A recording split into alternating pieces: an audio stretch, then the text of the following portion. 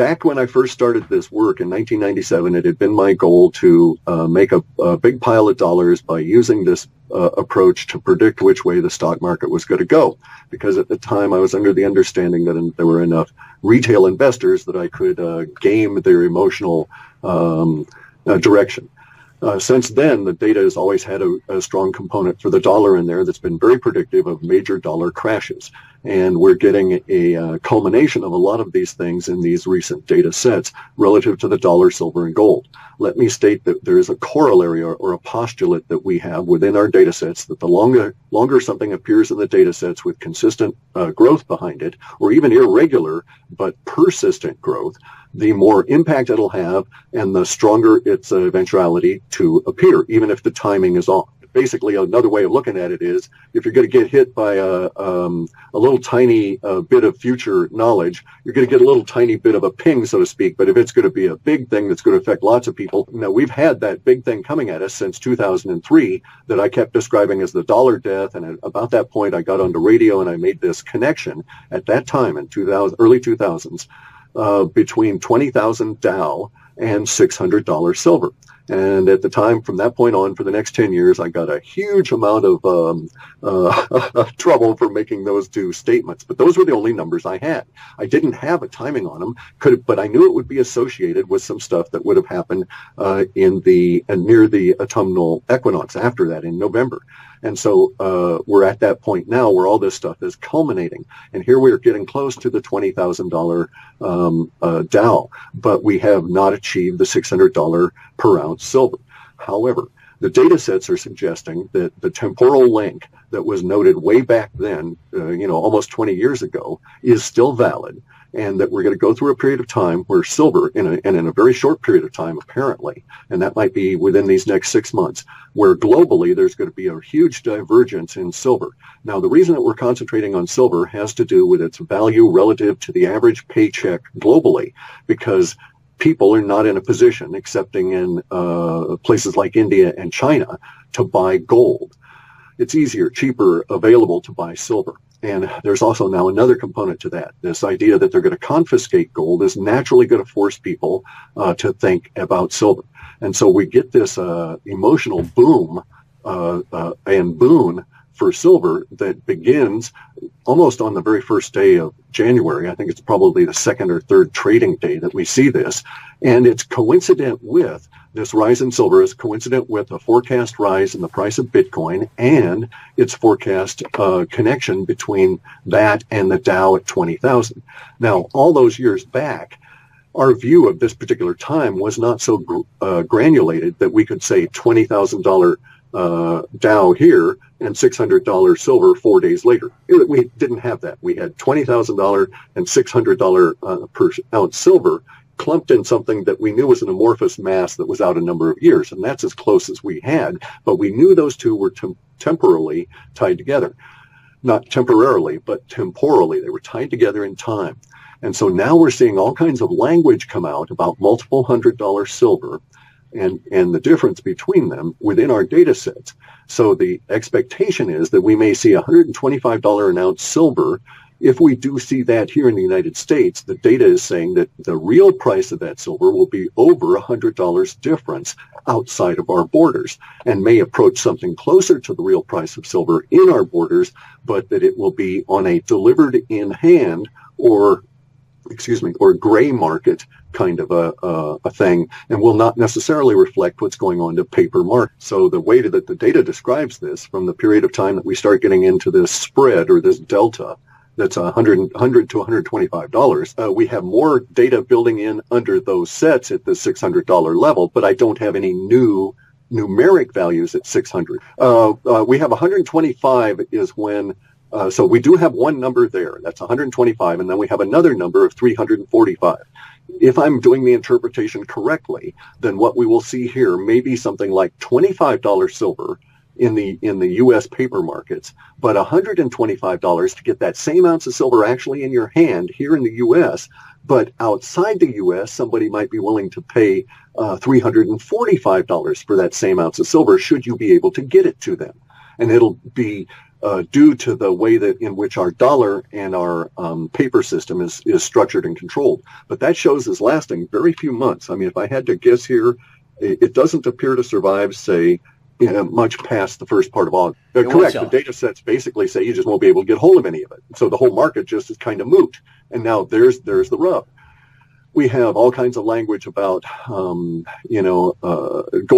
and silver taxation attempts at a form of confiscation in the broader global population. I have some hints that there's going to be those kind of attempts here in the United States as well. But I don't have any clear language as to when this is going to start, because we end up with this rather chaotic period that's going to be from, linguistically, that's going to be through summer, northern hemisphere, which is going to include us. So from the summer solstice on through to the autumnal equinox, the end of September, is going to be a language period where we have as shown on that chart, we have our financial language into big release. That's a lot of people running around, releasing their emotions about what's going on. And I don't think it's a happy release. So the expectation is that we could have huge amounts of swings of silver and gold and so on in there and have absolutely no market at all. We still have support building for our previous discussion where gold will equal the Dow. My system has a couple of blind spots built into it. But in that regard, though, there's stuff showing that an ounce of gold is going to be able to buy the Dow, and that will occur sometime after the autumnal equinox or near that period of time. Now, we also have other stuff at that point suggesting that the Dow might well be 125,000 US dollars to purchase it, whatever it is composed of. So, they may change the different companies in there, and there's all different kinds of strange stuff relative to the layout of our economy and what's going on at this deep, dark, what we call woo-woo level. The woo-woo is all of the officially denied, unknown UFOs, strange, spooky stuff humans can't explain that does not come up in the academic paradigm. And I'm suggesting very strongly with this very large report. I mean, we ran a lot of extra pages in this report, even with the ones I had to cut out. But I'm suggesting very strongly that from 2017 onward, that our friend, mutual friend here, Bill Holter, I think his truth bombs are going to start coming on out. And it's not going to be limited to just the economy. And so we're going to get something that we can describe in a loose way as disclosure that woo-woo is moving into a more dominant consciousness or awareness in our consciousness period from this point onward. This won't be like what happened in the 1930s, okay? Let's take as our basic model what happened in my area, Olympia, in the 1930s. There were 19 banks when we went into the Depression in 1929, and there was one when we came out. So 18 of those banks and credit unions and savings and loans failed in that period of time from 1929, and let's just call it 1942 to say we were nominally out of the Depression here. All right. During that period of time, they failed. We don't have that situation now. We don't have a situation where we have 18 independent banks that were loosely connected to a centralized banking structure. Now we have an octopus, a giant banking system that feeds off of a central heart and a central brain. So big banks will fail and they'll take out all the regionals. Now, what our data showed about, I want to say maybe 5 or 6 months back, maybe it was longer than that. I just don't remember because I write these things, and I just can't remember. I'd go crazy. But sometime back, the data sets were talking about how the failure would occur, and that it would start at the mid-tier, at the regionals, that they would go first. That banks that had, several hundred branches were maybe across a couple of states, they would be the ones that would be bled dry first, and the chaos would start with them, ATM closures and all of this sort of thing. They're going to try and maintain the big five as long as they can. As I say, the dinosaur just doesn't know it's dead because the last of the blood's still being pumped up its neck. We've had the credit freeze in the data for couple of years at least, maybe longer than that. It was in very long-term data. Now we're getting into the details as we move closer to the event. That's basically how our system works. For some reason, well, no, it sort of makes sense in a way. Humans are psychic about, some humans are psychic about events in a long-term way, and we get hints about stuff that might happen 3 and 4 and 5 and 10 years out. The closer we get to it, apparently more and more humans are on the same wavelength, and they start picking it up, and we get greater number of leaks. Therefore, we get a little bit more detail. That's like our short short-term data. And as we get real close to it, lots of people can sense it. And so they start triggering their psychic impressions, and those come out, and so we get a little bit more details. So that's sort of the mechanism by which it goes. So we've had credit freeze for a long time, and fundamentally, one of the major side effects that you and I will experience is what we call the just-in-time failure, the just-in-time supply system. You have to think of 1940s, end of the war. Peter Drucker goes to Japan.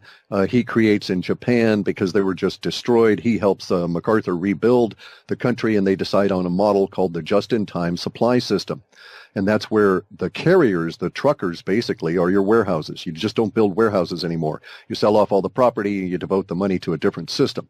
That's where we're at now. The Western world adopted this model over the 50s, and it's now going to fail. It depends on ever-increasing cheaper energy, ever-increasing cheaper credit. Neither of those is true anymore. So we won't be able to do that. In fact, it's already started to fail. The top shipper, second shipper globally, Hanjin, number 2 shipper of goods around the planet, is in bankruptcy and in chaos, and its ships are not hauling anymore. Doesn't seem to matter because no one's buying so much anymore here in the U.S. because of our problems with our money being so destroyed. But the credit freeze will take that up to the next level as number 3, 4, 5, and 6 and number 1 shippers fail. And then when they fail, they'll be failing under the impetus of the they don't have credit to pay their employees nor to front the fuel costs, etc. So we're going to see real chaos as loads get ships and loads and crews become, abandoned and stuck in various ports, and the system breaks down all around the planet. And so that will be a very major concern, is the just-in-time supply system is going to fail. That's what the government's going to be responding to. They're not going to do much in the way of trying to deal with the foreclosure issues insofar as what we see in our data, because imagine, here's a scenario. Now, I'm not saying that all of the description here will be accurate, but this will give you an idea of what we're sort of looking at. Imagine a situation where Trump's being installed. He's not bringing in cronyism. He's not bringing in a giant mass of crony-connected, deep politicians. Therefore, these guys don't know a damn thing about running a giant government, which is not like running a real business. And so there's going to be a period of adjustment that will probably last 18 months or longer because the deep state is going to be obstructing and fighting these guys every step of the way. And then when they're taking a break from the fight, the deep state's going to be trying to pull the rug out from underneath them, just standing there. It's going to be very vicious at that level. These individuals will not be able to address, that is to say, the people that are being brought into a new government will not be able to address the real problems that are besetting the populace in their fight with the occupying banks. And so at the same time, we're going to have the just-in-time supply system crash because those same banks are the ones that fund this weird credit system that gets the McFries to you and, puts potatoes on the table and that kind of thing, right? So there's going to be people that are at the top that will certainly be freaking out about everything that's going on and trying to do everything they can. But I don't really necessarily, and they are what we sort of think of when we use that word government. But government's got a huge connotation. It's everything from the El Presidente all the way down to the FEMA guy that's either going to give you a bottle of water or throw you into a camp. And so what are we actually talking about? They're desperate to do that because the banksters don't want to admit let me stop and say humans are really funny. We always bring on ourselves, because of the nature of universe, that challenge that we need to face. And so here the bankers are trying desperately to destroy cash.